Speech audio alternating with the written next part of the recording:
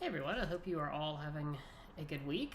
We're going to continuing journeying through Manna and Mercy. So at the end of the last video, we went through the Exodus, where the Hebrew people traveled through the Red Sea onto to dry ground, and the Egyptian army was washed out. And I left with the question, does God love the drowning Egyptians? So one time I was teaching Manna and Mercy, and I left it with that question. And I compared kind of the story in Exodus where the Egyptian chariots, horse and rider, are swallowed up into the sea with the way Dan Erlander describes it in Manna and Mercy. And the way he talks about it is that Pharaoh's army got stuck in the mud. So it sounds like a really sanitized version of the story.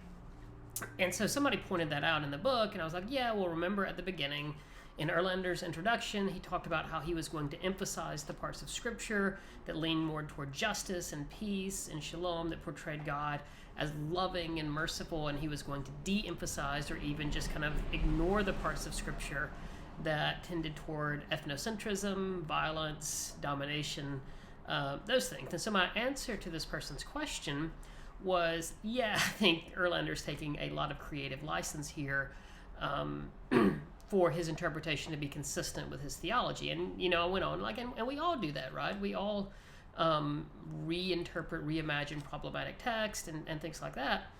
And someone in the Manna and Mercy said, actually, RG, they really did get stuck in the mud, right? And I didn't. So the person who made that comment is a pastor who'd been to seminary, and unlike me, he took quite a few Hebrew classes in seminary. I never took a class in Hebrew, and so the oldest manuscripts of the Exodus story talk about them traveling through the Sea of Reeds rather than the Red Sea. They're two different things. The Sea of Reeds is kind of this narrow, kind of muddy, swampy water that maybe gets up to your knees. Like, you would have to try really, really hard to drown in it. Whereas the Red Sea is obviously this very large body of water.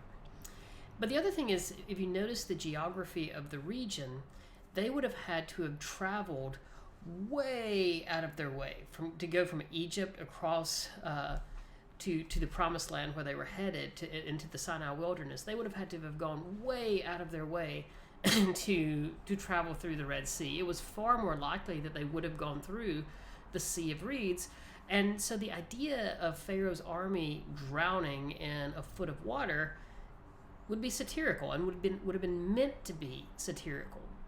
That God could deliver the people even through a foot of water and swallow up Pharaoh's army just with that. And I think it pointed out, the reason I wanted to tell this story is because I think it points out such a problem with the way that we interpret Scripture sometimes when we're reading these stories as if they're meant to factually describe what happened. The Hebrew writers, they were masterful storytellers, and they knew exactly what they were doing when they talked about Pharaoh's army being swallowed up in the Sea of Reeds. That God inexplicably had saved the people, had delivered the people from the most powerful empire in the world. It was just as unlikely as a foot of water swallowing up the most powerful army in the world. You with me? And so that's not to say that every part of Scripture where there is really uncomfortable, really problematic, really violent parts can be explained away just by knowing the original language, original context, but this one can. And so Erlander is actually, his interpretation is actually much closer to the original intent of the writer. They got stuck in the mud than how we've grown up knowing that story. And here I am. I'm someone who has spent a lot of time in theological education. In college, I was a religion major. I went to seminary. I read a lot of Bible scholars, and I didn't know that. And so that just, again, reiterates the point of that we can never know enough. We can never study our sacred text enough. There's always more to learn. And I don't know about you, but for me, it's really, really exciting when I find something like this that helps me see that it's not that modern day scholars like Dan Erlander have to kind of take these ancient, violent manuscripts and turn them into something more, acceptable today. It's that these were brilliant storytellers who were using all the tools at a storyteller's disposal, poetry, satire, you name it, to tell this incredible story where the God of the universe delivered an enslaved people out from oppression, out from under the hand of the most powerful tyrant in the world. It's an amazing story. So after the Hebrew people come out of slavery, after they pass through the Sea of Reeds, they don't go into their own land for 40 years. And now, numbers in Scripture are meant to be metaphorical, right? And so 40 is a number that kind of represents completion. Where does it come from? Well, how long is a pregnancy? It's 40 weeks, that this is the time for something new to develop before it's ready to be birthed into the world. So the Hebrew people were developing a new kind of society. That God didn't just deliver them from slavery in Egypt so they could go and create, a society just like Egypt, except they were the ones on top where they oppressed others. God was birthing something new, a society of shalom, a society of justice. And that took time to grow and develop and emerge. And so there's two interpretations, two ways to look at the time, the 40 years in the wilderness. One is, the Hebrew people were ready to go to the promised land, but they were scared of the people, and so God punished them and made them wander in the wilderness for 40 years. And that perspective is certainly in our scripture. But the other, and the perspective in Manna and Mercy that Daniel Erlander comes to time and time again, is this idea that the time in the wilderness was meant to be a training. They had to unlearn the ways of Pharaoh and then learn the ways of Manna and Mercy. And so here's the picture in Erlander's book after they came out of slavery, where you can see that it's portraying it as a school. And this is what Erlander calls the 40 years in the wilderness, the wilderness school. And I don't know if you can see the blackboard, but it says today's lesson is learning to live as free people. That we don't move from the land of slavery. The only thing we've ever known is Pharaoh's way. We don't move from that place to a place of equality and justice just all at once. We have to learn. And I would argue the same is incredibly true for us today, that we live in a society of capitalism, of domination, of militarism, of white supremacy. And if we are wanting to come out of those isms, those forms of oppression, then we've got work to do. That it's not as easy as just snapping our fingers, that we also have to go to the wilderness school. And so Erlander picks up on the story in Exodus 16. It's the story of the Hebrew people in the wilderness, and they're hungry. I mean, they're in the desert, right? And so God says, I'm going to provide for you. Every morning, there will be something to eat on the ground, some bread-like substance that was called manna. It literally means, what is it? But here's the catch. God instructed the people to gather only what you needed for you and your family. Large families gather enough for your large family, small families gather enough for your small family, and gather only enough for that day. Don't gather too much. And Erlander believes this is God's way of teaching the people how to share. Kind of one of the very first lessons we teach small children, right? How to share. Because if you remember in Pharaoh's Egypt, everything belonged to Pharaoh.